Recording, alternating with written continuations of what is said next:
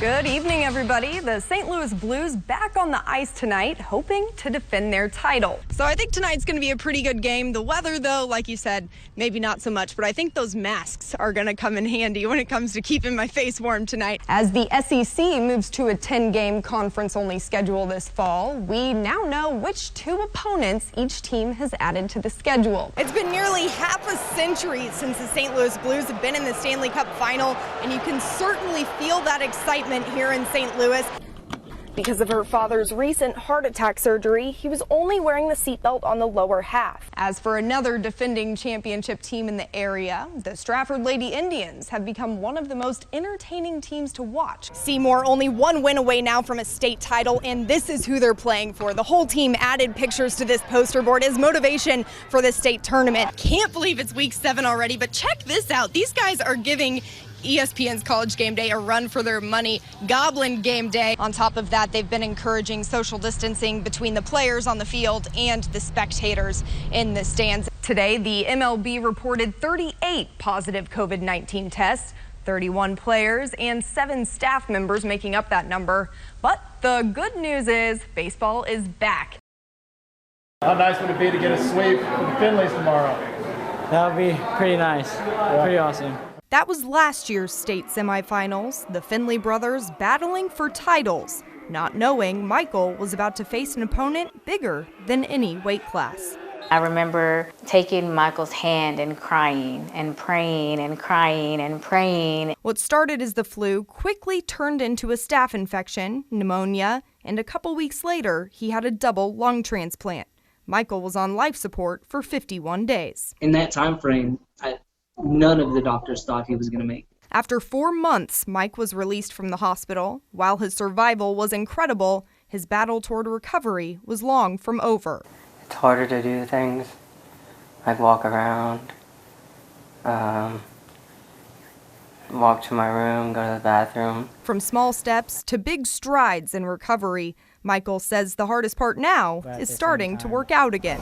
It's really hard, and I don't like to do it, but if I want to feel physically better, even if I don't be able to wrestle, I have to do it. Mike wasn't able to get back to wrestling this season, but he's part of the team in a different way. All you do is shoot a single every time. As one of the coaches, and he thinks keeping the team close is helping him get through during his recovery. And it's also made me miss it more, but yeah, it's helped me. I get to come in here after being home all day and hang out with them and talk to them, so. You know, he really doesn't say much, but whenever he knows how you wrestle, he'll speak up. He's a pretty good coach. Michael's younger brother, Christian, said he's dedicating this season to his brother. Knowing he's there and knowing he's watching, you don't want to disappoint him, especially because he never disappointed you when he wrestled. In 1 year, Michael's life has changed entirely.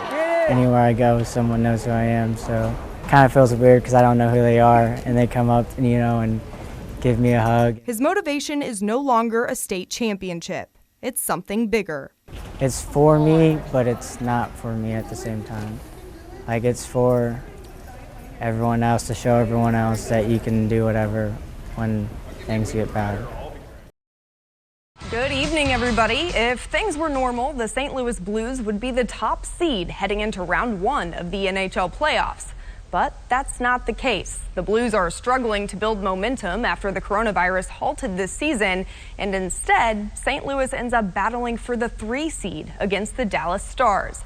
Both teams head into the game 0-2 in the round-robin tournament, and both lost their exhibition game.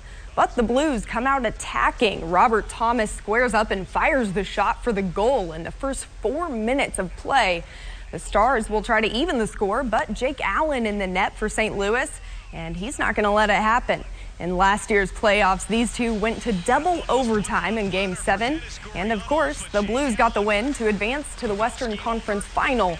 And this one goes to overtime too, as Dallas nets the goal in the final seconds of regulation. And it'd go to a shootout. Dallas sneaks one past Allen, and it comes down to Ryan O'Reilly, but he doesn't get it to go. And the Dallas Stars go on to get the win 2-1. So here's what the Western Conference seeding looks like heading into the playoffs. The Golden Knights will have the Chicago Blackhawks. Colorado will play Arizona. The Stars take on 8-seed Calgary, and the St. Louis Blues get the 7-seed Vancouver. The first round of playoffs start on Tuesday. And the wait game continues for the St. Louis Cardinals as the team postpones the 3-game home series against the Pittsburgh Pirates. The decision was made so the Cardinals can conduct additional COVID-19 tests while players and staff are quarantining. This postponement means the Cardinals will go at least 2 weeks without playing a game. And one of the Royals to test positive for the coronavirus, Hunter Dozier, in his first game back off the IL. And he goes opposite field for the 2 RBI single in his first at-bat since his return. That gives the Royals the early lead. Part owner of the Royals and Chiefs quarterback Patrick Mahomes in a cardboard cutout behind home plate. The MVP is all smiles as Michael Franco homers to left, his 4th home run in the 17 games the Royals have played. Kansas City beats the Twins 4-2, sweeping the division leader as the Royals' win streak extends to 4. Southwest Missouri has become a hotbed for elite baseball talent in recent years. As Mark Spillane shows us, some of the area's baseball programs have joined forces to grow the game even more. And to the final round of the PGA Championship, Dustin Johnson leading the way heading into today's round, but Sunday belonged to Colin Morikawa. Check out this shot from the tee box on the par 4 16th hole. He lands it just feet from the cup and then taps it in for the eagle to take the 2-stroke lead at 13 under. He'd hold on to that lead and go on to win the 2020 PGA Championship in his first major appearance. His only blooper of the day is the top coming off the Wanamaker Trophy. But we'll give him a break. He's only 23 years old. It's incredible. And that's it for sports news. We'll be right back. I finally adjusted come this season, but I struggled summer ball. It was complicated. To know Lauren Turner is to know her past. I came home, I knew something was wrong right away. August 10th, 2017 became a day she wishes never happened. They said there was a wreck, so we just hopped in and we went, but I just knew. I called all my friends immediately. I was like, pray right now. Aside from some rain, it was a normal morning. Lauren's dad, Jim, was taking her little sister to an orthodontist appointment, but on the way, the car ran head-on into a tractor trailer. Still alive, but barely, her sister Leslie was airlifted to Springfield. She wasn't supposed to live. When I got there, I came upon the crash scene, and I didn't think anybody could survive that. Lauren's dad died in the accident, and from that point on, Lauren's life would never be the same. She lost her best friend. I'm not kidding. I used to tell my dad all the time, I'm like, I'm gonna end up in an insane asylum if anything ever happens to you. I'm not kidding. I was like, something's gonna happen to me if something happens to you. Lauren and her father were inseparable. One thing they shared was a love for softball. From the time she was a little toddler, Jim put that ball in her hand, and she had the love for this game. A father's dream to one day watch his daughter play college ball, and it was now taken away from Lauren. It was going to continue to be a daddy's girl even through college. He was going to go wherever I went. But after the accident, Lauren wasn't thinking about her future. She was thinking about her sisters, hoping that meant another day. Losing 2 of the most important people in my life, like 2 of my biggest supporters too. Leslie always had my back. We'd fight like cats and dogs, but she always had my back, and so did my dad, so it was crazy that I could possibly lose them both. But time continued. With her dad gone and her sister in a coma, she tried to hold on to any sense of normalcy, and for her, that was softball. After the wreck, I bawled. I've cried probably before every single game, but I knew that I was doing the right thing at first, and then something just didn't feel right after a while. She tried. She started out, she had already had 5 home runs last year. 2 of them were grand slams in 4 games. Lauren was playing for her dad, and she was hitting better than ever. If you don't want it, don't be out there. He said that all the time. He said, if you don't want to be out there, don't be out there. So he's like, if you want to, you better work hard. So I did. I went out and I worked hard. Until eventually, it was too much. It was physically making her sick. She was throwing up. And Lauren had to make a decision. I knew I was going to disappoint a lot of people. She came home and literally bawled that whole entire night. And she asked me if I'd be mad at her. And I said, Lauren, I'm not going to be mad at you. I knew that if I spent all my time on the softball field and something were to happen with Leslie, I would have kicked myself in the butt for the rest of my life if I chose a softball field over being with my sister. So she chose to step away from the game that her dad taught her and used to give her so much joy.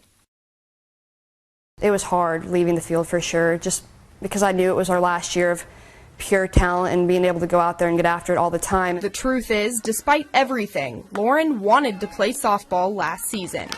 She'd say to me, she's like, you know, I just hope Dad's not looking down and disappointed at me. You know, I hope he's proud of the decision, you know, that I made. It was a decision many people didn't understand. How could Lauren leave the game that she and her dad loved so much? Everybody was putting a lot of pressure on her, stating, do it for your dad, do it for your dad. Like, people ask me why I left. My dad wouldn't want that. He would want me to be with my sister. Because Leslie was also in the accident, and she survived. It was in Jim Turner's final act on Earth that Lauren lives to honor. Because of her father's recent heart attack surgery, he was only wearing the seatbelt on the lower half, not on top because of the incision. So on impact, his body went in front of Leslie's airbag, blocking what would have likely been a fatal blow. You know, Lauren found that out too. So it's just the impact of knowing her daddy was a hero and, you know, but her sister survived. She feels responsible now, you know, for Leslie. There she is right there, number 9. Hey, Les. And how we see Leslie today is totally different from where she was a year ago. 3.5 weeks in a coma and 4 months in the hospital in St. Louis with total paralysis to her left side. Driving back home, always, from the hospital. I mean, I would scream. I tried my best never to sleep alone. I always had a friend with me, always. Because I just would wake up and I'd lose my mind. It was a long, tiring process, but Lauren didn't leave her sister's side. And after months of rehab, Leslie began to walk again. So again, Lauren turned to her father. I knew that getting back out there is what he wanted, so as soon as I knew Leslie was okay, I was ready to go back. But that didn't mean things were back to normal. Leslie's brain injury had lingering effects on Lauren. I don't tell a lot of people this, but one of the big reasons why I feel like I just needed to get away from the team in general was just because I was supposed to take Leslie that morning, but I couldn't because of practice. And of course, it affected Leslie too. There's times that I still get really emotional about it just because I can't even imagine how she feels as a person. Being the cool, athletic one at school and then kind of being an outcast now because no one really treats her the way she used to be treated, I guess. This isn't what the Turners had planned for this year. As a freshman, Leslie was finally able to share the field with her sister before she graduated. But Leslie can't play, and their dad isn't there to see it. There's times where I'm still like about to step on the field and I'm just like, just relax, like play for him. Because there's times it still just hits me. It absolutely destroys me. I know how proud he is of her. And